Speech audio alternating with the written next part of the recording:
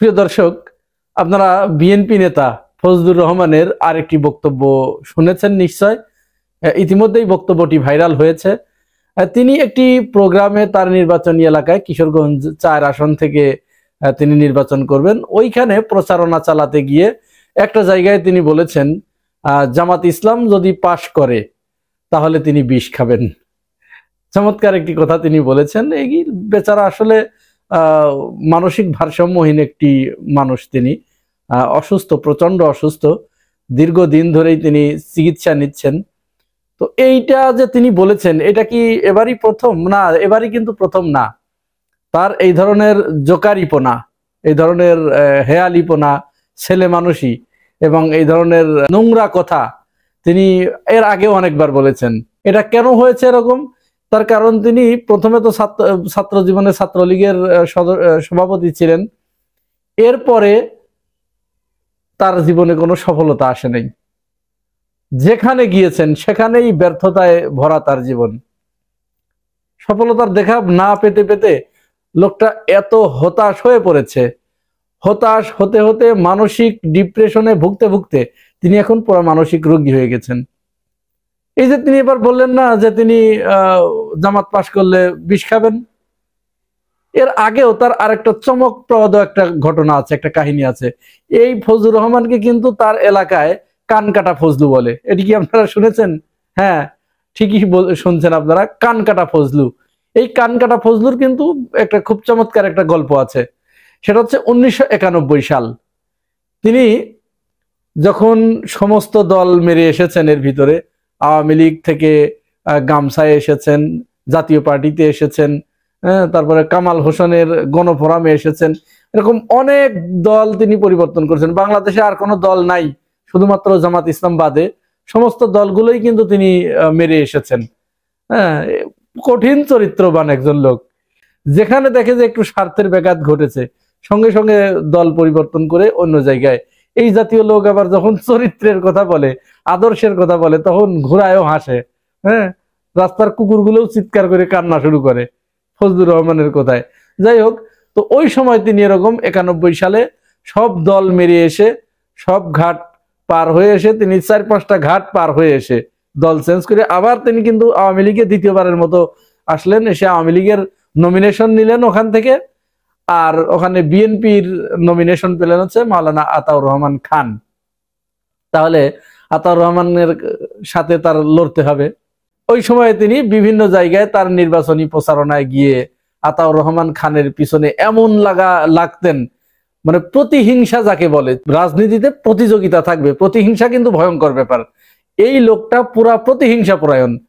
আতাউর রহমান খানকে তিনি চ্যালেঞ্জ দিয়ে বসলেন যে এই আতাউর রহমান যদি পাশ করে, ওই কিশোরগঞ্জের ভাষায়, আর ভিতরে তো একটু পাগলামি আছেই, এই আতাউর রহমান যদি পাশ করে তাহলে আমি 2 কান কেটে কিশোরগঞ্জ শহরে হেঁটে বেড়াবো।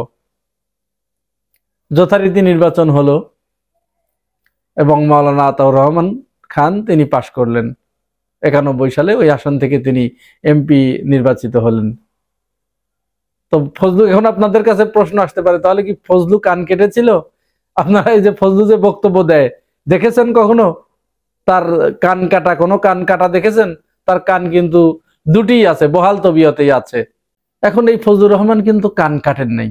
তো যাই হোক, এবারের প্রেক্ষাপটটা একটু ভিন্ন, কারণ এবার তিনি আওয়ামী লীগের ভোটগুলো পাবেন, আর বিএনপির ভোট তো পাবেনই। কারণ বিএনপি এবার তাকে নমিনেশন দিয়েছে মূলত এই কারণে, আওয়ামী লীগের ভোটগুলো বিএনপির বাক্সে আনার জন্য তিনি মূলত এবার তাকে দল থেকে বহিষ্কার করার পরেও তাকে নমিনেশন দিয়েছে। এবং তাকে যে কথা শিখিয়ে দেয়া হচ্ছে তিনি সেভাবেই বলছেন। একটি কোথাও তিনি তার বাইরে থেকে বলছেন না। এখন যদি জামাত ওখানে পাশ করে, তিনি কিন্তু বিষ খাবেন না, এটা একেবারে 100% বিষ খাবেন না। যেহেতু আগের বার কান কাটেন নাই, এবারও বিষ খাবেন না। তিনি কিন্তু পুরাটাই আওয়ামী লীগের পারপাস সার্ভ করছেন। এবং তিনি ইতিমধ্যেই বলেছেন বিএনপি ক্ষমতায় আসলে শেখ হাসিনার এই রায়কে, ফাঁসির রায়কে বাতিল করা হবে। এটি কিন্তু তিনি সত্যই বলেছেন। তিনি, আওয়ামী লীগ তাকে নিযুক্ত করেছে এখানে, বিএনপির হয়ে বিএনপি তাকে নমিনেশন দিয়েছে এবং তিনি যদি জয়লাভ করেন, বিএনপি ক্ষমতায় আসলে তিনি বিএনপিকে দিয়ে এটি করতে বাধ্য করবেন। তো বিএনপির এরকম একজন ঘোরতম শত্রু, আমি ঘোরতম শত্রু বিএনপির এই কারণে বলছি, দেখুন কয়েকদিন আগে প্রফেসর ডক্টর মোহাম্মদ ইউনূস, অন্তর্বর্তীকালীন সরকারের প্রধান, তিনি বলেছেন যে স্বাধীনতার ঘোষণা দিয়েছিলেন বীর মুক্তিযোদ্ধা মেজর জিয়াউর রহমান। ঠিক তার প্রতিধ্বনি করে, তার প্রতিবাদ করে দেখুন ফজলুর রহমান বলেছেন যে না, স্বাধীনতার ঘোষণা দিয়েছিলেন শেখ মুজিবুর রহমান। তার মানে বুঝতে পারছেন তিনি কোন জায়গার মাছ, তিনি কোন কুয়োর ব্যাং, এবার বুঝতে পারছেন। তো এখন আপনাদের কাছে প্রশ্ন আসতে পারে যে এরকম বিএনপি বিরোধী হয়েও বিএনপির নমিনেশন পেলেন, এখানে দুটি বিষয় হতে পারে আমার কাছে মনে হয়, দুইটা কারণে তিনি এরকম করছেন। প্রথমত, তিনি শেখ হাসিনার কাছ থেকে বা আওয়ামী লীগের কাছ থেকে তার নির্বাচনী এলাকার প্রচারণা চালানোর জন্য নির্বাচনী যত খরচ, এই খরচ তিনি আওয়ামী লীগের কাছ থেকে নিয়েছেন। আর দ্বিতীয় কারণ হচ্ছে বিএনপি তাকে এই পথে নিযুক্তই করে রেখেছে, তার দায়িত্বই দিয়েছে যে তুমি এইভাবে যেভাবেই হোক আওয়ামী লীগের ভোট বিএনপিকে নিয়ে দিতে হবে। যার কারণে তিনি তার সেই দায়িত্বটা পালন করছেন, আওয়ামী লীগের ভোটগুলো যাতে অন্য জায়গায় না যায়, এই জন্য তিনি তার সমস্ত কৌশল সবকিছু তিনি অ্যাপ্লাই করছেন। আরেকটা মজার ব্যাপার, এর ভিতরে একটি খবর বেরিয়েছে, মির্জা ফখরুল ইসলাম আলমগীর তিনি বলেছেন একটা জায়গায় বক্তৃতা করতে গিয়ে যে এই যে দেশে এত মসজিদ, এত মাদ্রাসা, তাহলে দুর্নীতি কমে না কেন? আচ্ছা, দুর্নীতি কি মসজিদ মাদ্রাসা এগুলো কি দুর্নীতি কমানোর প্রতিষ্ঠান? এটা প্রথম শুনলাম আমরা জানি যে মসজিদ শুধু ধর্মের কথা বলে, নীতি নৈতিকতা শিখায়, মানুষকে নীতি নৈতিকতার কথা বলে, কিন্তু এই মসজিদ পরিচালনা করে কারা? এখন আগে আওয়ামী লীগ করতো, এখন বিএনপির লোকগুলো করছে। তো এই দুর্নীতিবাজ কারা? তারা তো মসজিদে যায়, নামাজ পড়ে। দুর্নীতি কারা করে? আগে আওয়ামী লীগ করছে, এখন বিএনপি করছে। চাঁদাবাজি কারা করে? আগে আওয়ামী লীগ করেছে, এখন বিএনপি করছে। বিএনপি কি এই গ্যারান্টি কোনোদিন দিতে পারবে যে ঠিক আছে আমরা ক্ষমতায় গেলে একটা চাঁদাবাজি হবে না? এই গ্যারান্টি বিএনপি দিতে পারবে? দিতে তো পারবেই না, বরং চাঁদাবাজি এখন যা চলছে তার থেকে আরো অন্তত কয়েকশো গুণ বেড়ে যাবে। তাহলে তারা কি নামাজ পড়ে না? আর দুর্নীতি বন্ধ করা কি মসজিদের কাজ? তাহলে দেশে আইন শৃঙ্খলা রক্ষাকারী বাহিনী কেন? দেশে দুদক কেন? দুর্নীতি দমন কমিশন কেন? দেশে বিচার ব্যবস্থা কেন? দেশের সেনাবাহিনী কেন?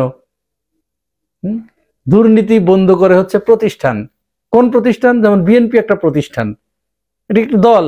তারা ইচ্ছা করলে তারা ক্ষমতায় গিয়ে তারা ওই প্রতিষ্ঠানগুলোকে, যেখান থেকে দুর্নীতিটা হয়, করাপশনটা হয়, চাঁদাবাজিটা হয়, তারা কিন্তু ওই জায়গা খুব শক্ত করে টাইট দিলে পরে এগুলো বন্ধ হয়ে যায়। কিন্তু কোনোদিন কি করবে বিএনপি? করবে না তো। আপনারা কি পৃথিবীর কোনো দেশে দেখেছেন, Japan, America, Europe, Germany, France, এই সমস্ত দেশে কোনো চার্চ বা গির্জার যে পুরোহিত, পাদ্রী, এরা কি দুর্নীতি বন্ধ করে নাকি রাষ্ট্র করে? বিএনপি এখন এই কথাগুলো বলছে এই কারণেই যে তার দোষগুলো, এই যে তাদের ঘাড়ের উপরে যে চাঁদাবাজি এবং দুর্নীতির যে অভিযোগগুলো, এবং নিজেদের আধিপত্য বিস্তারকে কেন্দ্র করে নিজেদের, আজকে কিন্তু 200 ছাড়িয়ে গেছে, নিজেরা মারামারি করে 200 জন নিহত, আজকে 200 ছাড়িয়ে গেছে। এই দোষগুলো এখন এই মসজিদ এবং মাদ্রাসা হুজুরদের ঘাড়ে চাপানোর একটা ফন্দি তারা ইতিমধ্যে শুরু করেছে এবং নিজেদেরকে হালকা করার চেষ্টা করছে। এটা অন্য কিছুই নয়। এইভাবেই তারা অন্যায়কে ডাইভার্ট করবে। বাংলাদেশে অদূর ভবিষ্যতে যে লুটতরাজ হবে, যে দুর্নীতি হবে, যে চাঁদাবাজি হবে, যে করাপশন হবে, এগুলোর জন্য মসজিদ মাদ্রাসা কি করবে? এখানে এদের কি কোনো ক্ষমতা আছে? বরং তারাই তো ওই মসজিদগুলো পরিচালনা করবে। ইমাম সাহেবকে হুমকি দেবে যে এইটা এখনই বলে। কোনো জায়গায় দেখেন না, সভা সমাবেশে গেলে পরে বক্তব্য দিতে দেয় না, সাথে সাথে প্রতিবাদ জানায়। তখন তো আরো বেশি টুটি চেপে ধরবে যে আপনি এই কথাগুলো বলবেন না, কেন বললেন, মার শুরু করবে সাথে সাথে। তো এগুলো জনগণ দেখছে, জনগণই এগুলোর সিদ্ধান্ত নেবে তারা কোনটি চায় আর কোনটি চায় না।